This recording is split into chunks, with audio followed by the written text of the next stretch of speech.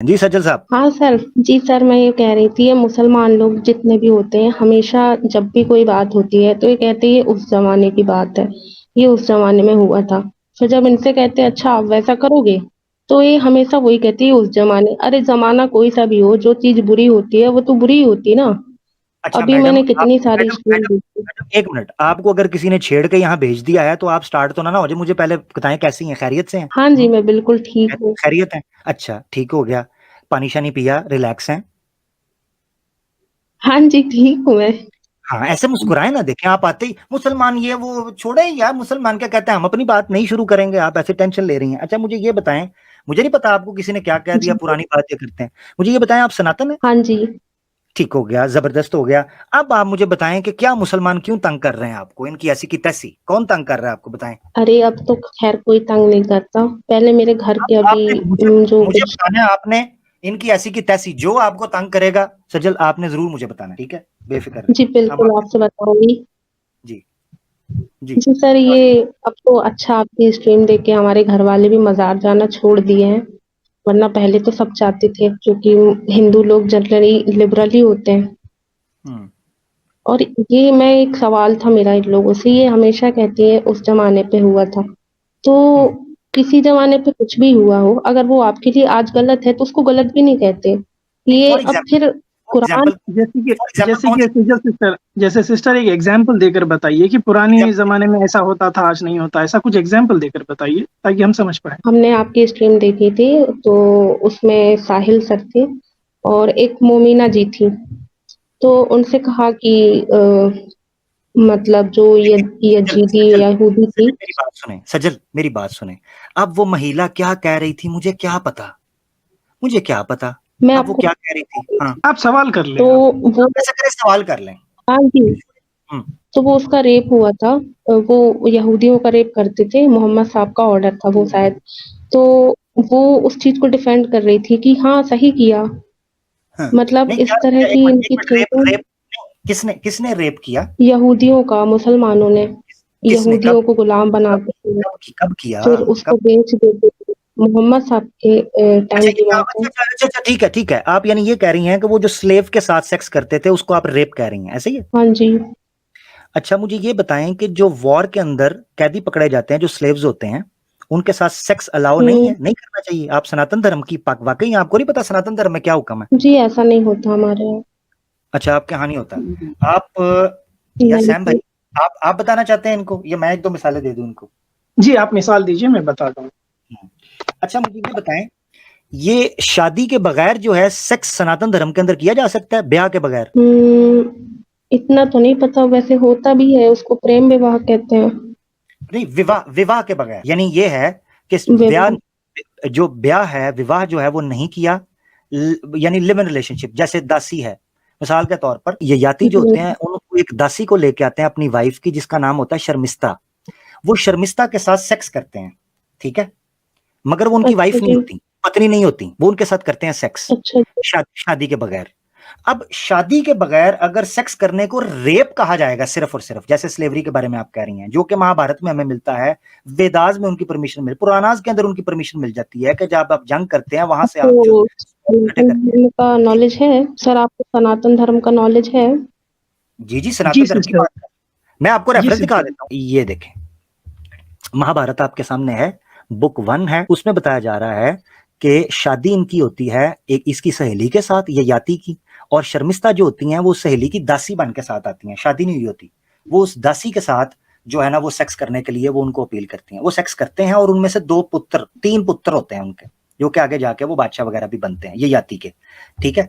तो पहले आप ये समझ लें कि क्या यहूदी लड़कियों के साथ रेप हुआ था, क्या उनको नहीं पता था क्या होना है? मैं आपको बताता हूं, उस वक्त की जो वॉर थी, उस वॉर के अंदर हम्म। ये चीज कंसेंट के अंदर शामिल थी कि जब किसी जंग के अंदर कोई स्लेव्स पकड़े जाएंगे, उन स्लेव्स के लिए मुख्तलिफ तरीके से रूल्स एंड रेगुलेशन बनाए गए थे.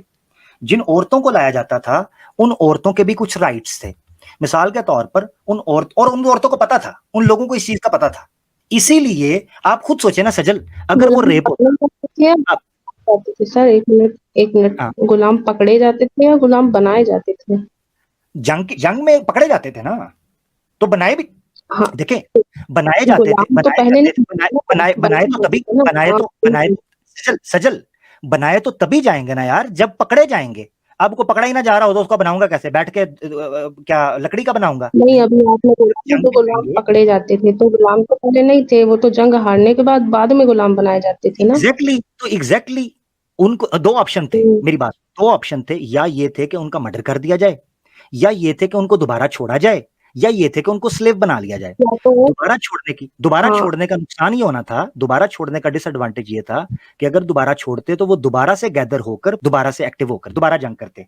उनको कत्ल करने का नुकसान ये होता कि फिर ये ब्रूटैलिटी फैलती कि जी सबको मार रहे हैं, सबको कत्ल कर रहे हैं, ठीक है। और तीसरी चीज ये थी कि उनको स्लेव बनाया जाता, और स्लेव बना के उनको दावत भी दी जाती, उनका ख्याल भी किया जाता, जो कि हमें मिलता है। यहूदियों के मामले के अंदर पता क्या हुआ था? बनु कुरैजा, जो वाकया वो ज्यादातर कोट करते हैं ना नॉन मुस्लिम्स, जो आपने भी सुना, वो है बनु कुरैजा का वाकया, जिसमें जितने खतने हैं वो फैसला मदीना के अंदर ना एक कॉन्ट्रैक्ट किया गया था, क्योंकि मदीना में उस वक्त ज्यूज बसते थे।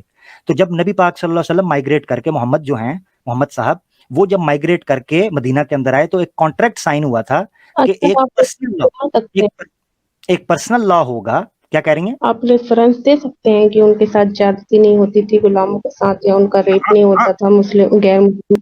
सेजल, सिस्टर सेजल, जी जी, आप बताएंगे कि रेप जो आप टर्म यूज कर रहे हैं ना, ये टर्म यूज नहीं कर सकते उनके ऊपर, क्योंकि वहां पर एक जो बांदी सिस्टम था ना, ये सारे ग्रंथों में है, आपके पास भी है। मैं बताता हूँ, आमिर भाई आप कंप्लीट करिए, मैं बताता हूँ फिर। जी, इनको सनातन धर्म से बताइएगा ताकि इनको उसका भी ज्ञान हो। मैं अभी आपको थोड़ा सा इस्लामिक पॉइंट ऑफ व्यू दे दूं।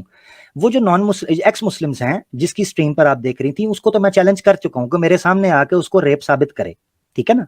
रेप साबित करने के लिए आपको पूरा जो है ना, एक पूरा कॉन्सेंट को समझना पड़ता है, जंग के पूरे स्ट्रक्चर को समझना पड़ता है, स्लेवरी जो उस वक्त प्रैक्टिस की जा रही थी उसको समझना पड़ता है। ये याद रखें, आज मैं उसको भी गलत नहीं कह रहा। आपको अगर लग रहा है ना कि आज गलत कहते हैं, आज प्रैक्टिस नहीं की जा रही, पूरी दुनिया इवॉल्व हुई है, स्लेवरी प्रैक्टिस, इस्लाम ने भी अमले मजबूरी, यानी बड़े चली गई हैं, क्या करें, चली गई जबरदस्त। ये किसी ने छोड़ा था भाई हमारी सिस्टर को। एक मिनट, हो सकता है आ जाएं, मगर वो चली गई हैं क्योंकि 2-3 बार आई हैं। असल में इशू ये है, हमारी जो बहन थी, इनके लिए मसला ये था, वो इनको बताया गया कि ज्यूस जो हैं उनका रेप किया गया। अगर ऐसी चीज होती तो ये ऑब्जेक्शन बहुत बड़ी तादाद के अंदर रखा जाता, मगर ऐसा ऑब्जेक्शन नहीं हुआ क्योंकि ज्यूस को भी पता था। उसकी वजह की बात आपको बताता हूं। ज्यूस की बुक्स के अंदर बकायदा ये चीजें मौजूद थी, ठीक है। मैं आपको दिखा देता हूं, मिसाल के तौर पर आप कह रही है ना ज्यूस की बात थी, तो मैं थोड़ा सा आपको ज्यूस का भी बता दूं, इनके तवस्सुत से थोड़ा सा ज्यूस का भी पता चल जाएगा, ठीक है ना। बुक ऑफ इज़कीएल है, ओल्ड टेस्टामेंट के अंदर, चैप्टर 9 है, वर्स 5 और 7 है, ठीक है। ये ट्रांसलेशन आपके साथ मौजूद है। वो कहते हैं, show no mercy, have no pity, kill them all, old and young, girls and women and little children, but do not touch anyone with the mark. Joshua की किताब है, बुक ऑफ जोशुआ, चैप्टर 6 है और verse है 21 से 25। And they utterly destroyed all that was in the city, both man and women, young and old, and ox and sheep and ass, यानी जितने जानवर थे उनको भी एज ऑफ द स्वॉर्ड के साथ उन्होंने मारना शुरू कर दिया। यहां पर देखें बुक ऑफ डिट्रोनमी, ये ज्यूज का आपको बता रहा हूं, बुक ऑफ डिट्रोनमी चैप्टर 20 है, वर्स 10 to 17 आप पढ़ें। उसमें 16 के अंदर वो लिखते हैं, thou shalt save alive nothing that breath, कोई चीज भी होगी उसको नहीं छोड़ा जाएगा। बुक ऑफ नंबर्स है, चैप्टर 31 और वर्स, ये पूरा चैप्टर आप पढ़ दें, 1 to 18 पूरा चैप्टर आप पढ़ें। किंग जेम्स वर्जन की ट्रांसलेशन है, इसमें कहते हैं, किल 17 में कहते हैं, kill every woman that had known man by lying with him. कोई औरत ऐसी जो वर्जिन ना हो, जिसने बंदे के साथ रात गुजारी हो, उसको आपने मार देना है।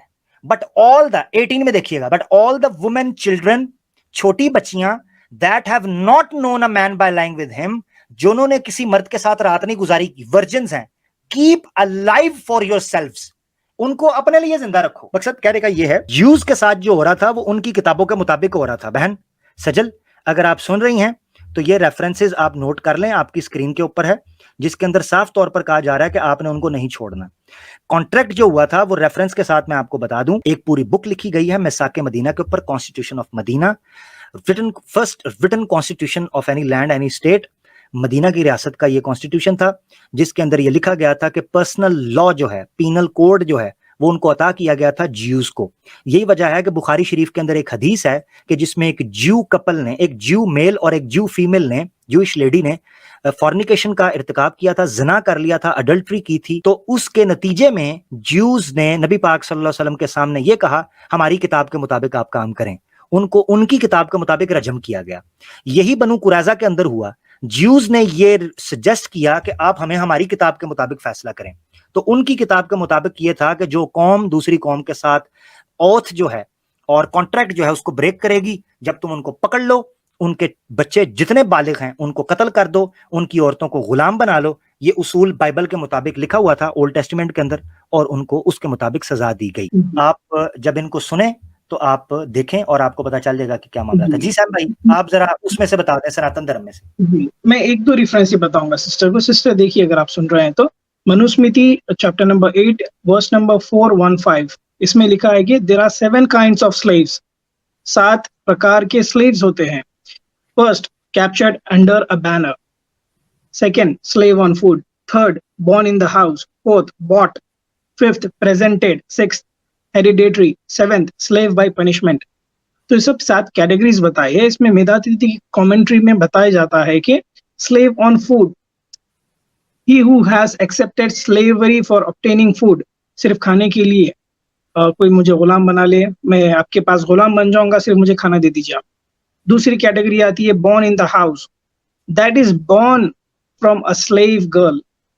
تو یہاں پر بتا رہے ہیں کہ captured under a banner، تو جب جنگ ہوتی تھی، لڑائی ہوتی تھی، اس جنگ کے درمیان میں جو بھی سلیو ملتی تھی آپ کو، لڑکی باندی بنا لیتے تھے، تو باندی کے ساتھ آپ سیکس بھی کر سکتے تھے اور ان کے ساتھ بچہ بھی پیدا کر سکتے تھے۔ The born in the house، تو یہاں پر سلیوری سسٹم آپ کے پاس بھی ہے، یہ کامن پریکٹس تھی وہ ٹائم پر۔ ابھی دوسری آتے ہیں مہا Bharat book number 1 chapter number 102، اس میں لکھا ہے کہ یہاں پر پورے وار کے بارے میں بات ہو رہی ہے۔ لائن پڑھ کے بتاتا ہوں میں آپ کو۔ Some again bestowed their daughters by taking a fixed sum, and some take away maidens by force. Some wed them with the consent of the maidens, some by drugging them into the consent, or some by going unto the maidens' presence and obtaining their sanctions. تو یہاں پر زبردستی کر کے بھی madness کو ہتھیار لیتے تھے اور اپنا غلام بنا لیتے تھے، باندی بنا لیتے تھے، اور ان کے ساتھ جو بھی چاہے کر سکتے تھے، کیونکہ یہ پرمیسیبل انڈر دا بینر، جب لڑائی ہوتی تھی، جنگ ہوتا تھا، اس کے اندر پرمیسیبل تھا یہ سب چیز۔ تو اسے بہت سارے ریفرنسز دے سکتا ہوں میں، 15-20 ریفرنسز دے سکتا ہوں ہماری سسٹر۔ یہ مہا Bharat book number 4 chapter number 72 یہاں پر بتا رہے ہیں واسودیوا of great effulgence and Krishna who gave unto each of the illustrious sons of Pandu numerous female slaves۔ تو گفٹ کے طور پر فیمیل سلیو بھی دیا کرتے تھے۔ کس نے دیا؟ کرشنا نے دیا ہے اس کو، پانڈوس کو، نیومرس سلیو، انگنت۔ زبردست۔